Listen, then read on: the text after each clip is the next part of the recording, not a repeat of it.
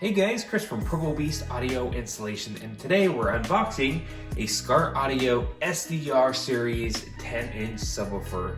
In this unboxing, we're going to show you everything that comes in the box, some of the specs of the sub itself, and we're going to get it mounted up, throw some power at it so you can hear what it sounds like. Let's get started.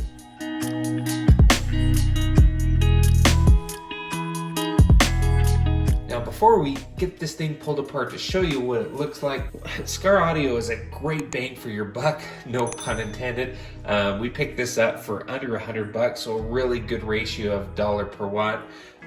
This thing does 600 watt RMS. It's a dual voice coil 4 ohm, but they also make a dual voice coil 2 ohm. So depending on your configuration, you can pick up one versus the other. It does have a 2.5 inch voice coil, ferrite magnet, and the frequency response is between 39 and 300 hertz.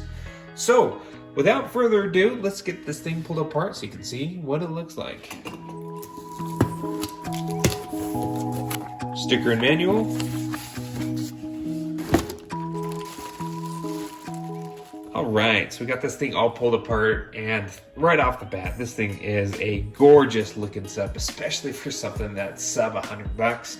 Has a really nice high roll surround here and a competition grade pressed paper cone. It kind of looks like carbon fiber a little bit, but it's nice and sturdy and hefty. Have a nice dust cap there on the top as well.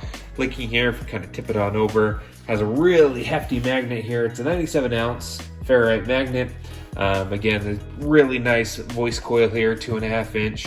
And according to Skar, the design down here is really good for airflow, for cooling, so these things don't overheat.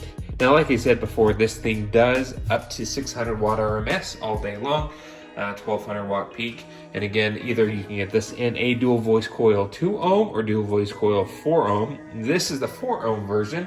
But like I said, you can pick up the 2 ohm based on the configuration you're looking to set up for the amplifier you're going to pair this thing to.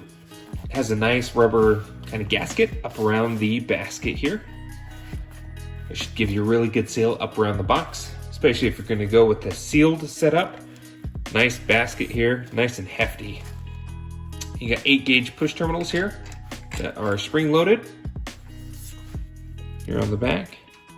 Last couple of things here. Essentially, if you're looking to get this thing mounted up in an enclosure, the recommended sealed volume, not counting the sub itself, is 0.95 cubic feet.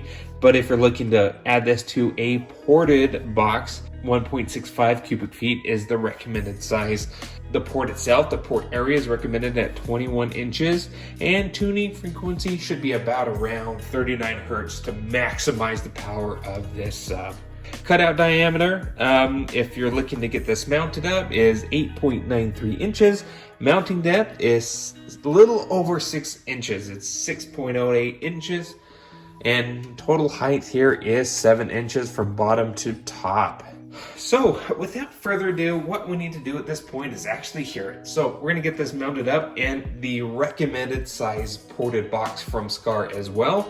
Both these things we're gonna link down in the description here for you, just in case you wanna pick them up yourself. But let's get this thing mounted up, get it wired up in the box, and throw some power at it.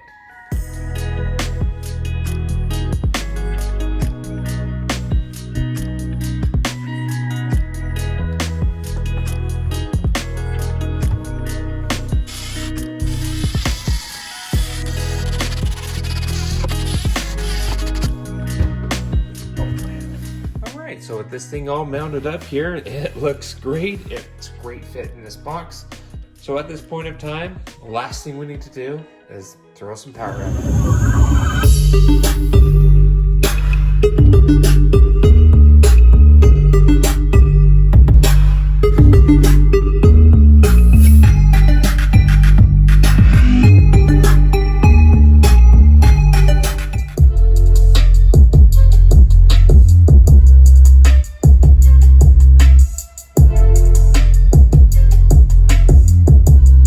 Now, if you're curious, how are we powering this here on the bench? Well, here's our phase 2 of our test bench. Now, we built this bench years ago and it's just gone through a quick renovation. So we're gonna go ahead and post some video content on this new testing bench that we have all set up here. You should see this on the channel a little bit later on. If you have any questions on what we did here, post a comment below and don't forget to hit the like button and subscribe. We post great content on the channel all the time. We'll link everything in the description for you in case you want to pick one of these up yourself.